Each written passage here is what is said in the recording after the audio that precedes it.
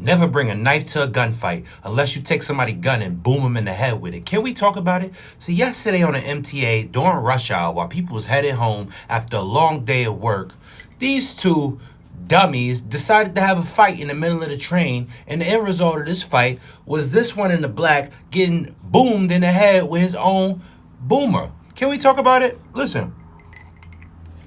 New York City is a dangerous place, and you never know what somebody got on them. That's why you leave people alone in New York. You never know what somebody got in New York. Somebody will have a knife, switchblade, an axe, scalpel, rusty scalpel, and the yammer. And this guy had the yam on it, and this other guy had the knife on it. But this story is so confusing because apparently they're saying that the girl, if you've seen some of the videos, it was a girl, and she stabbed homie with the black. So I could see him getting stabbed.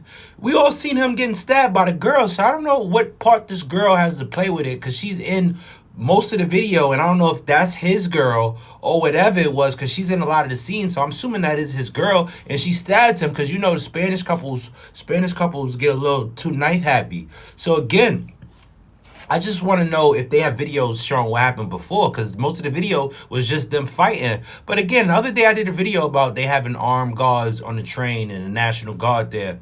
And now I'm a little, we might need extra protection on the trains. It's already nasty. It's a million migrants and homeless people that sleep down there. It's just disgusting already. The MTA is nasty. They got the nerve to raise the prices. And now you can't even go home on rush hour train without having to duck for bullets. Can we talk about it?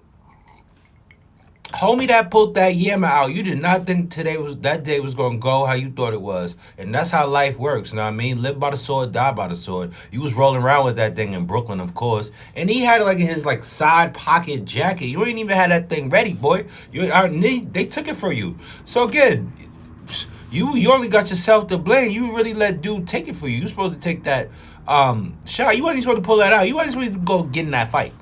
Again, I just want to know what led up to it. But, you know, New York City stuff, tough guy stuff. New York City, just hormones and testosterone flared up. And again, it's rush hour. Everybody trying to get home. And the A train is crowded. But then they got all the people in the back running to the A train. If you ever been on the A train, if you're not from New York City, the A train is a long-ass train. It's about a block long. Each car in the A train is about a block long. So they have to run all the way down the car. Because if bullets start flying in there, it's going to get crazy. So I can see all the New York people first reaction is always get down. You hear gunshots, you see the hammer, you see anything, you gonna get down, you gonna assume the position, because bullets ain't got no name.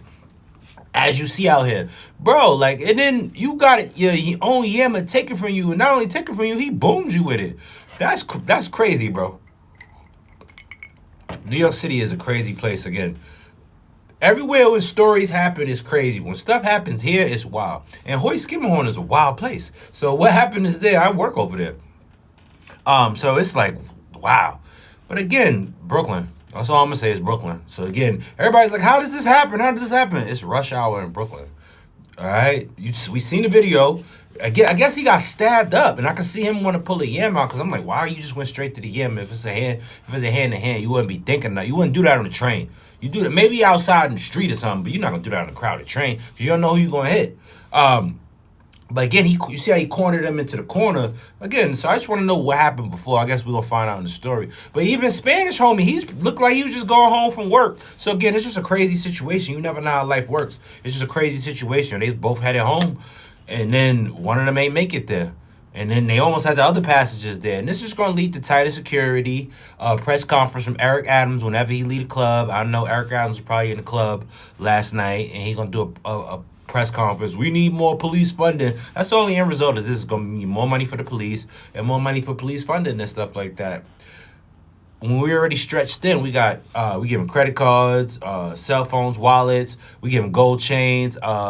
We give Uber Eats gift cards to the migrants, and we ain't got no money for extra security. So New York City is becoming like the 70s when it was Dirty Harry and Death Wish Charles Bronson. Again, you never know what nobody got in New York City. You walk over, again, if you in a situation in New York City and somebody start putting their hand in their jacket, that's when you walk away. We grew up different here. You see everybody on the train, as soon as they seen what was going on, they seen them pull that yam out, they ran to you seen the lady on the thing? No. Again, New York City, because we know bullets don't got no name out here. Can we talk about it? Which I think that girl had to do with it, because she's in like all the videos.